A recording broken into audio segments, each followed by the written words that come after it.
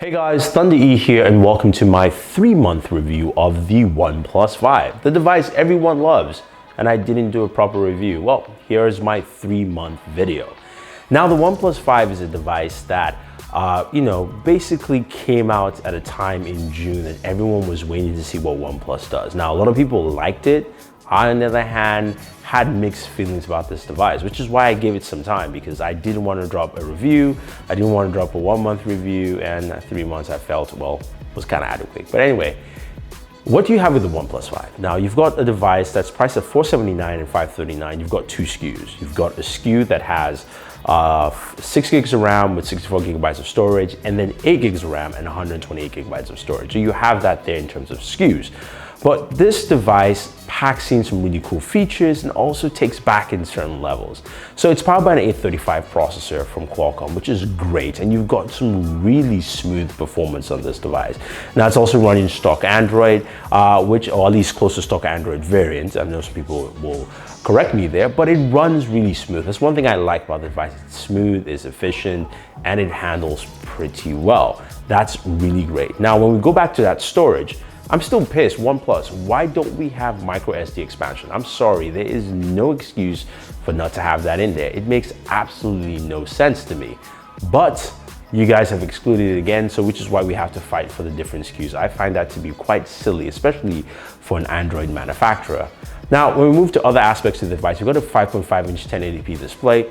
Now, granted, because of its price point, OnePlus still said they wanted to go with a 1080p display. I felt, at least for the highest SKU, you want to bump to a 2K display.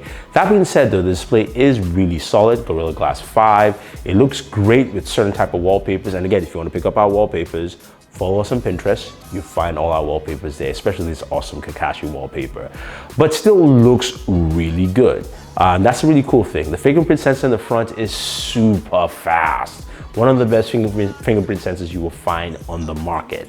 And that is awesome. Now we move to other aspects of the device. You've got a 3300 milliamp battery and some really good battery life. Again, that's kind of a mixture of the 835 and also the performance of the software.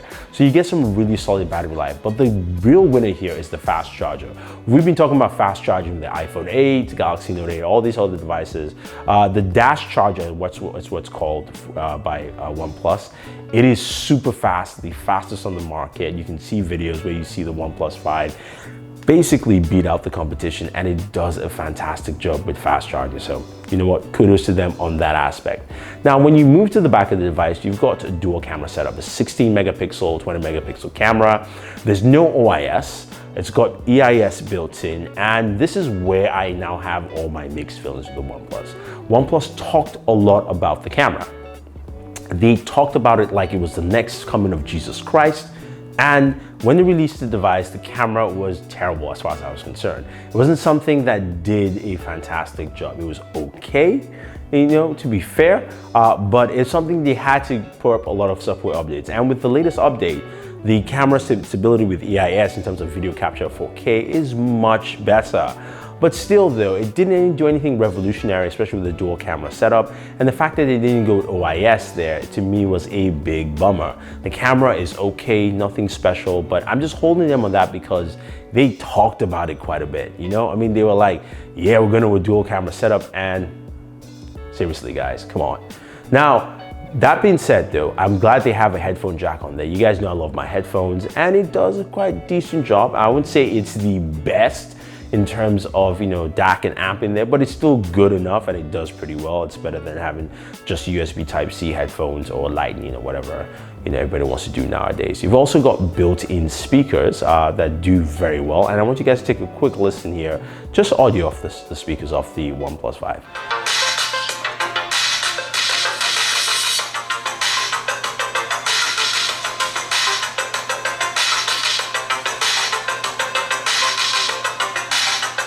So I think overall, what you have here is a device that I think that OnePlus didn't find the right approach for. Now, if you're looking for a stock Android variant that is cheaper than a Pixel or the Pixel 2, the OnePlus is that device for you. If you're not too keen on the camera, then sure, the front-facing camera is decent. But then again, if you want to take a lot of pictures, this is not the best device for it, I think. I think in just day-to-day use and functionality, the OnePlus 5 does well. But to me, there was nothing really that was exciting that actually warranted that huge amount of praise. I felt this device was slightly a step back from the OnePlus 3T, and I want to see OnePlus take that big mature step and set out clear guidelines for what the kind of device they want to make. I think the OnePlus 5 was a slight misstep, and I think they can correct that tone. But as we can see, this is the year of high-end smartphones. The fight for that mid-range was last year, and 2017 has showed us that, a lot of companies are going to that high end. So I want to see what OnePlus can do in solidifying its space in the future, and also giving us something worth it, and bring back micro SD, at least not back. Add it. You never had it before. I'm sorry.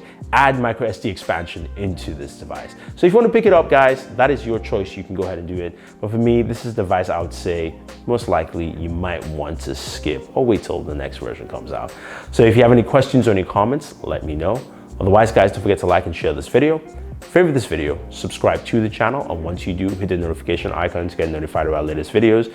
If you don't agree with me, guys, I want to hear your thoughts. Anyway, you probably leave them without me asking. So go ahead, leave those thoughts. Let me know what you think about the OnePlus 5. Do you own it?